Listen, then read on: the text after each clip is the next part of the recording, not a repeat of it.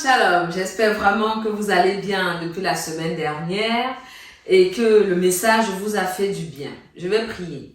Seigneur Jésus, je voudrais te remercier, je voudrais te bénir vraiment pour l'opportunité, pour l'occasion que tu me donnes de poursuivre le message que j'ai apporté la semaine dernière. Vraiment, Père éternel, je prie que ce message-là ait l'effet que toi, tu as voulu, Saint-Esprit. Nous sommes tes serviteurs, nous sommes à ta disposition et nous venons parler selon ce que tu mets dans notre cœur. Que tu prennes dans tes mains la suite de ce message et que, vraiment, Père éternel, des vies soient encore changées et que des cœurs soient encore libérés au nom de Jésus. Amen.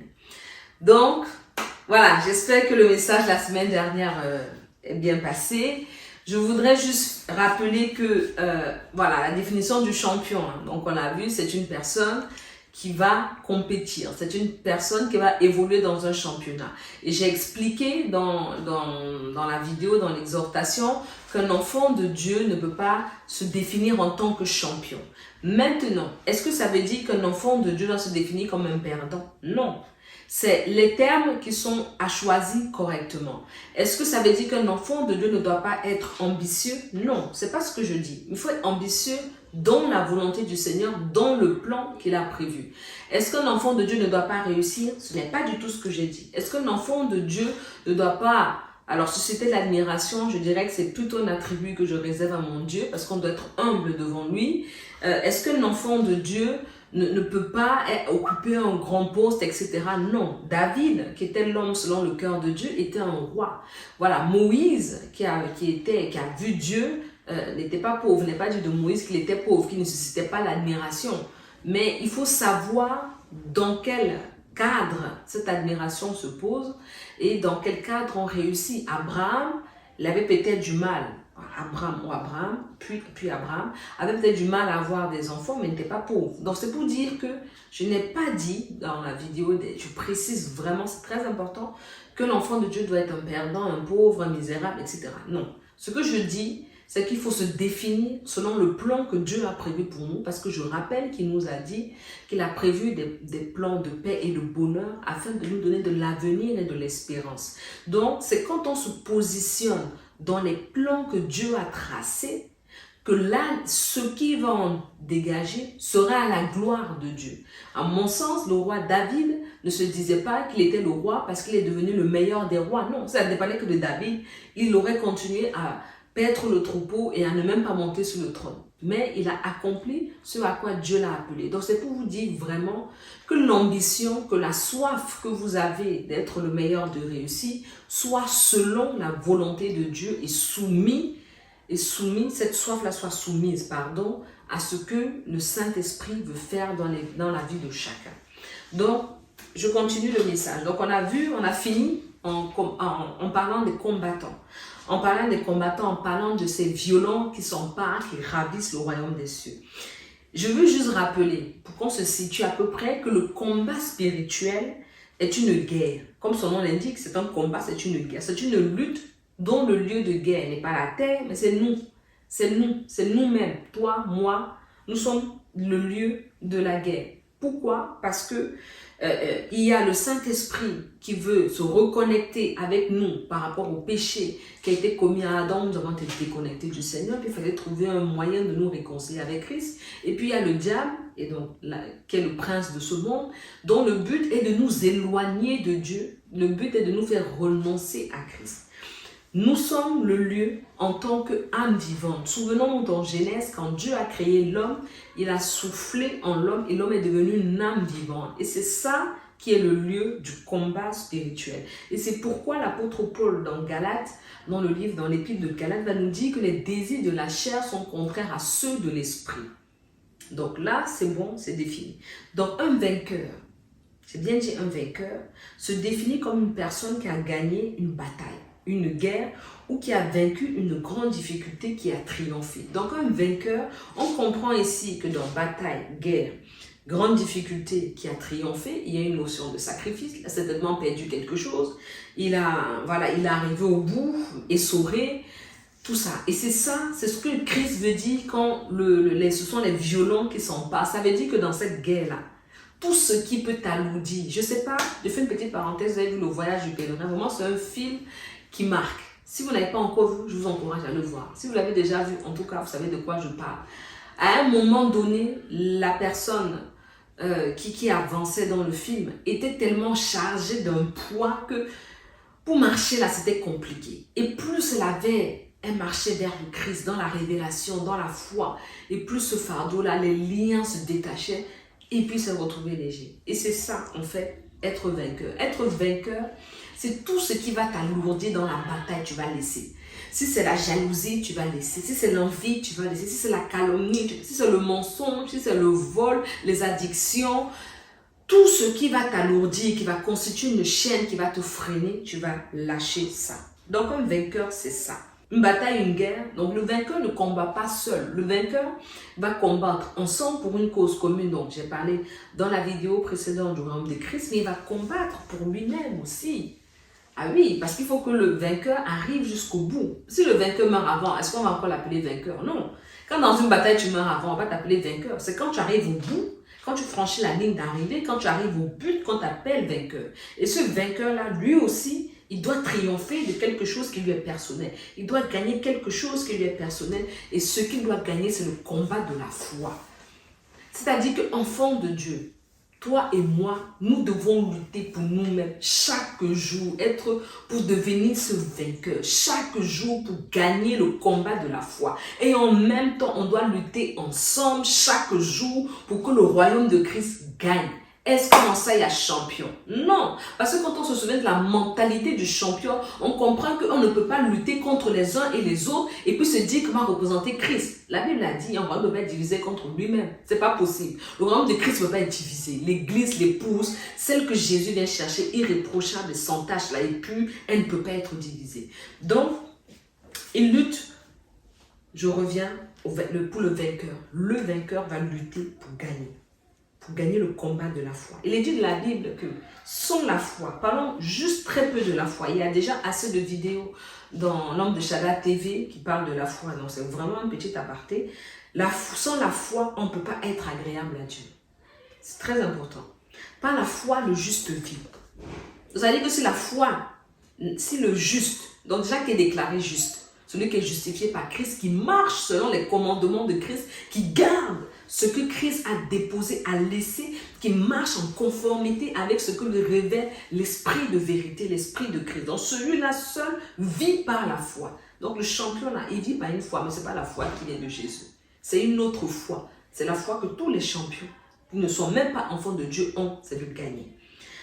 La foi justifie, alléluia. La foi sauve, alléluia. Ta foi t'a sauvé.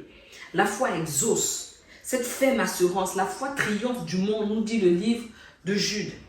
La foi fait habiter Christ dans nos cœurs. Par et avec la foi, nous marchons. La foi est toute joyeuse et paisible. C'est-à-dire que j'ai transformé, c'est toute paix et toute joie dans la foi.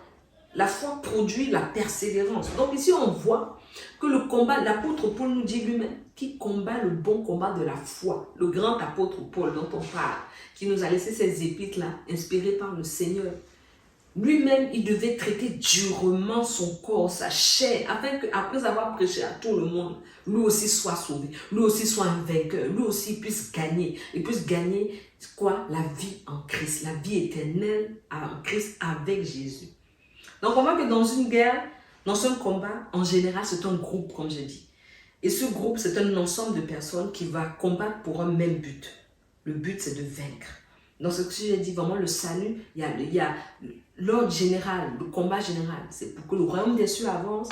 Et l'ordre personnel, c'est pour que toi-même, tu sois un vainqueur. Donc quand on combat ensemble, chacun, pour la cause de Christ, chacun met sa personne de côté. C'est là où on se rappelle des passages que j'ai lus la semaine dernière. Et on se rend compte que ce n'est pas soi-même qui est mis en avant, ce sont les autres qui sont mis en avant. Donc pour que le groupe gagne, pour que le but soit atteint. Et on y croit. Donc on voit encore cette notion de foi. Et donc ça renvoie aux notions d'unité, d'entraide, de soutien, de support. Supportez-vous, ça veut dire, supportez-vous, ça ne veut pas dire, je te supporte. Comme je ne peux pas faire autrement, il faut que je te supporte. Non, Supportez-vous. Quand tu vois ton frère qui est tombé là, tu l'encourages. Vraiment, je t'en prie, avec sagesse, bien sûr. Relève-toi. Il faut continuer. Ne reste pas à terre. Tu pries pour lui. Si tu peux même, tu jeûnes pour lui. Pour que le Seigneur vienne, le Saint. C'est ça, supportez-vous les uns les autres. Ce n'est pas bon. Bon, comme on ne peut pas être en guerre là, parce que Christ a dit d'aimer nos ennemis. On va rester là comme ça, puis ensemble, et puis on va s'aimer. On va faire genre, on s'aime. Christ voit au travers de nos cœurs. Il ne regarde pas aux apparences. Ça veut dire amour, ça veut dire suppléance. Je vais prendre un exemple, vous allez comprendre. En médecine, on a 2 reins. Quand un rein est défaillant, on va l'enlever. Il va rester un rein. Il faut que le corps soit nettoyé. Il faut que le corps soit purifié. Il faut que la tension artérielle soit maintenue. Il faut que l'homéostasie, donc l'harmonie dans le corps entier soit maintenue. Le seul rein, il va travailler pour 2. C'est-à-dire qu'il est comme ça, il est comme ça. Il va gonfler. Quand on fait les examens, il va travailler pour 2. Ça veut dire que ce rein, oh Seigneur Jésus, dans son physique, il va gonfler pour travailler pour 2. Dans sa fonction, il va se débrouiller pour travailler pour 2. C'est-à-dire que tout ce qui constitue le rein va travailler pour 2 pour que le corps soit dans l'harmonie. Il ne va pas dire, quand toi tu es tombé, tu vas te débrouiller. Moi, il fait que pour moi. Mon cher, ma chère, pardon. Ce sont des mentalités qu'on ne doit pas voir en Jésus-Christ. On doit pouvoir suppléer l'autre. Tu es tombé, ok. Prends le temps de te régénérer avec Christ, de te renouveler en Christ. Je vais faire pour moi, je vais faire pour toi avec la force que j'ai. On ne doit pas se diviser. C'est-à-dire que la division dans l'épouse de Christ, ça fait mal. Ça fait mal. Vouloir tout le monde va être le cœur. Non. Les 10 orteils là, il faut marcher. Il faut qu'on t'enlève un orteil, on voit que tu vas tenir en équilibre. Même ton cerveau ne va pas comprendre ce qui se passe. Hein? Si on t'enlève, je ne sais pas, même le 5e doigt. J'ai eu un patient à qui on a enlevé l'auriculaire. Il n'arrivait même pas à faire des choses. Il avait du mal. Il me dit, docteur, je ne me rendais pas compte que le 5e doigt était important. Donc c'est pour dire qu'il n'y a rien de petit dans le corps de Christ et qu'on n'a pas à se diviser. Enlève les ongles là sur tes doigts. On dit juste les ongles. On va voir si tu vas être en bonne santé longtemps. Si les microbes, tu ne vas pas avoir des infections longtemps. Donc ça veut dire qu'en Christ, on doit être unis. En Christ, on doit être des vainqueurs. Voilà. La Bible parle de vainqueur. Vaincre pour nous-mêmes, pour notre salut personnel et vaincre pour la cause commune. Travailler ensemble, mettre les moyens, se sacrifier. Se sacrifier, ça veut dire quoi? Mon fils me demandait, maman, ça veut dire quoi se sacrifier? Ça veut dire t'oublier toi, oublier tes intérêts, oublier qui tu es pour une cause commune. Les gens se sacrifient ici pour diverses raisons. Les gens se sacrifient, font la grève de la faim pour diverses raisons. Nous, on est où? On est où? J'ai fait un triste constat qu'il y a certaines religions dehors. Ils sont 2, vous reconnaîtrez, pour ne pas les citer. Parfois, ils sont 2, il y en a 2 qui sont 2. Ils sont persévérants, ils sont endurants. Ils vont sonner chez vous, ils vont vous envoyer prospectus, ils vont vous courir après pour parler de leurs convictions. Nous, on est où? On se divise. Toi, tu as dit ça, tu n'es pas de Dieu. Non, toi, tu fais ça, tu n'es pas de Dieu. Ça, c'est le royaume de Christ. Ça, c'est être vainqueur. On ne peut pas être vainqueur comme ça. Pourtant, la Bible nous dit, confessez vos péchés les uns les autres et priez les uns pour les autres afin que vous soyez guéris. Quand un juste prie, sa prière a une grande efficacité, nous dit Jacques, chapitre 5, verset 14. Et j'ai flashé sur ce verset. Je me suis dit, Seigneur, est-ce qu'aujourd'hui, je peux aller voir mon frère et dire pardon? Franchement, là, j'ai eu un instant d'égarement, j'ai trompé mon mari. Quelle sera sa première réaction? Il va me juger. Oh, toi tu as fait ça, mais c'est pas possible. Tu étais où? Il va m'accabler plus. Et je vais partir. C'est-à-dire, si tu étais venu comme ça, je vais partir en marchant comme ça. C'est-à-dire que j'aurai encore double poids sur mon corps. Pour dire vraiment, on ne peut même plus se confesser les péchés les uns les autres. Des gens souffrent. Des gens souffrent en silence. Hein? Des gens souffrent en silence. Parce qu'ils ne savent pas à qui se confier, qui va les juger, qui va les condamner. Pourtant, la Bible nous encourage à nous confesser les uns les autres et à prier les uns pour les autres. Est-ce que tu vas prier? Combien de pasteurs sont tombés? Parce qu'on les met sur un piédestal et on pense qu'ils sont hors normes, surhumains. Non, ils sont charnels. Voilà, ils sont tentés, ils sont éprouvés comme toi et moi. Pourtant, quand ils vont tomber, on sera les premiers à les lyncher. Au lieu de prier pour eux, Seigneur, je t'en prie. Si il peut encore se repentir, qu'il se répande, ou d'aller se suicider parce que personne ne pourra le comprendre. afin que, c'est une condition, ça dit que, écoutez bien, confessez vos péchés les uns les autres. Et, on dit bien et, conjonction de coordination, et priez les uns pour les autres afin que vous soyez guéris. On n'a pas dit où. Donc ça dit que vous confessez vos péchés, vous priez les uns pour les autres et vous allez être guéris dans vos faiblesses, guéris dans ce pourquoi vous tombez. Donc guérison là aussi là, c'est aussi prier les uns pour les autres. C'est aussi entendre quand ton frère peut tomber pour te dire, si lui il est tombé, c'est ne fais-moi garde de ne pas tomber. La Bible dit que celui qui est debout là prenne garde de ne pas tomber. C'est-à-dire qu'on peut tous tomber, il n'y a personne d'exceptionnel sur la terre. Personne. Soyez toujours humble, empreint de douceur et patient. Supportez-vous. J'ai parlé de supportez-vous comme une équipe de foot. C'est moi qui rajoute. C'est-à-dire que quand il y a les supporters là, quand l'équipe tombe, il y a quelques motivés qui disent, qui crient pour encourager l'équipe. Et puis quand les joueurs entendent, ils disent, on a les supporters derrière nous, allez, il faut qu'on encourage. C'est comme ça qu'on doit être. Les uns les autres avec amour. Efforcez-vous de conserver l'unité que donne l'esprit dans la paix qui vous lie les uns aux autres, nous dit Éphésiens 4, versets 2 à 3. C'est très important, frère. Je pense que le Seigneur m'a envoyé pour vous dire, ne cherchez pas à viser le championnat, à viser les champions. Soyez des vainqueurs, soyez des combattants pour Christ et des combattants de Christ. Je vous donne un commandement nouveau, nous dit Jean 13, verset 34. Aimez-vous les uns les autres, oui, comme je vous ai aimé. Aimez-vous les uns les autres. À ceci,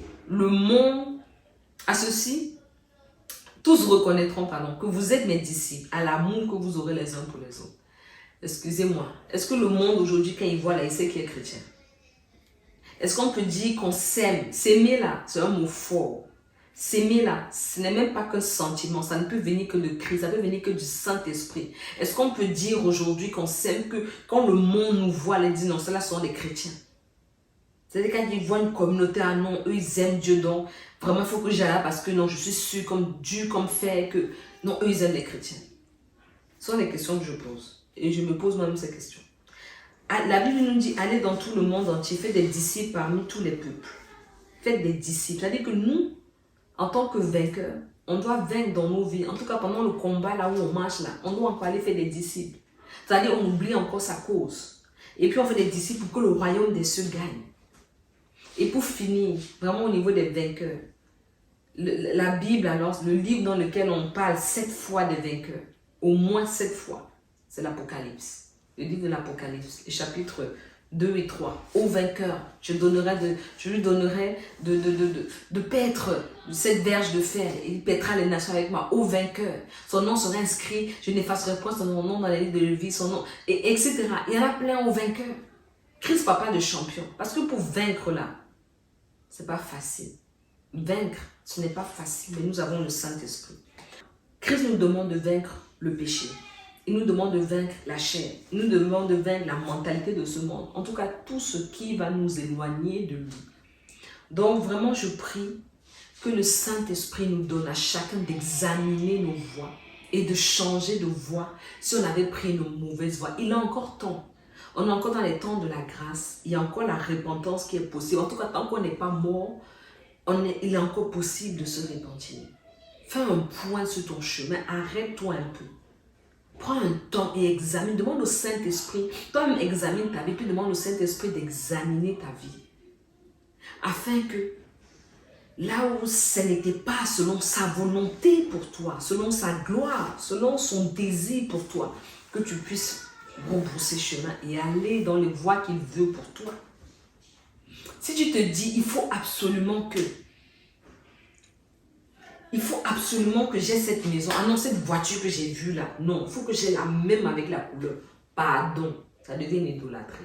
C'est-à-dire que là, Jésus-Christ, tu l'as chassé de ton cœur un peu et tu as mis la voiture à la place. Pardon, rebrousse chemin. C'est pas grave si tu n'as pas la voiture dont tu rêves. Moi, je n'ai jamais eu la voiture dont je rêvais. Donc, mais c'est pas grave, je suis contente, je vis, je suis heureuse. Hein?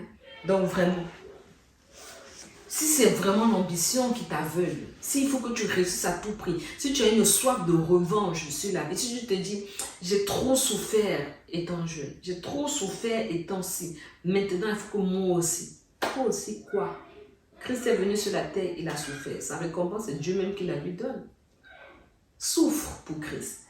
Dieu te donnera ta récompense. Parce que le plus grand palais de la terre n'équivaut même pas à la plus petite case dans le ciel. On dit les rues sont pavées d'eau. Tu as déjà vu sur la terre, les rues sont pavées d'eau dans le ciel. L'eau pure. Personne. Nulle part. Laisse tout ça et reviens à Jésus. Jésus, qu'est-ce que tu veux pour moi? Si c'est vraiment, comme j'ai dit, d'être reconnu, d'avoir la belle petite épouse, le bon petit mari, la belle petite famille, la belle petite maison, la belle petite voiture, la famille parfaite, là, pardon, ça n'existe pas sur la terre. Toutes les familles sont ébranlées. Je suis assez bien placée pour le savoir. Que même des gens qu'on ne pense pas, même si on te raconte même ce qu'ils vivent, tu vas dire, hein? Moi je suis contente, bêta, comme disent les Camerounais. Donc vraiment, que chacun s'examine devant le Seigneur. Que chacun se place devant le Seigneur. Qu'en 2022, la résolution soit, Seigneur, j'ai fait du n'importe quoi avant. Que cette année-là, tu te ressaisis. Seigneur, je me ressaisis. Je viens devant toi. Je renonce à ce championnat, à être le meilleur, à réussir, la gloire et la beauté. Je viens devant toi, Seigneur. Montre-moi déjà comme actuellement toi tu me vois et aide-moi à changer afin que je sois ce que tu as conçu dans ta tête bien avant que je ne vienne au monde. Vraiment que le nom de l'Éternel soit béni. Donc si vous avez aimé cette deuxième partie de l'exhortation, je vous laisse liker, partager, commenter. Dans tous les cas, vous pouvez nous joindre par le mail, le WhatsApp, par Facebook, par YouTube. Tous les liens sont affichés. Et vraiment, je prie que cette parole-là soit comme cette épée qui peut séparer la jointure et la moelle et qu'elle sépare ce qui ne va pas dans vos vies afin que ce qui reste soit la gloire de l'Éternel. Je veux juste te dire ceci, une petite pensée qui me vient pour quelqu'un. Tu as traversé des torrents, tu as traversé des vents, tu as traversé, vraiment, tu as l'impression d'être une ruine. Laisse-moi te dire ceci, laisse le Seigneur te dire ceci, qu'il est capable de rebâtir sur des ruines. Ne baisse pas les bras, ne te dis pas ma vie est fichue, ne te dis pas, tu te dis voilà que ma vie est fichue, que je ne peux plus rien attendre. Laisse le Seigneur te dire qu'il est capable de rebâtir sur des ruines. Et laisse le Seigneur te dire que tu as été sage parce que tu as bâti ta maison sur le roc et que le temps de la restauration est arrivé. Que le nom de Jésus soit béni. Amen.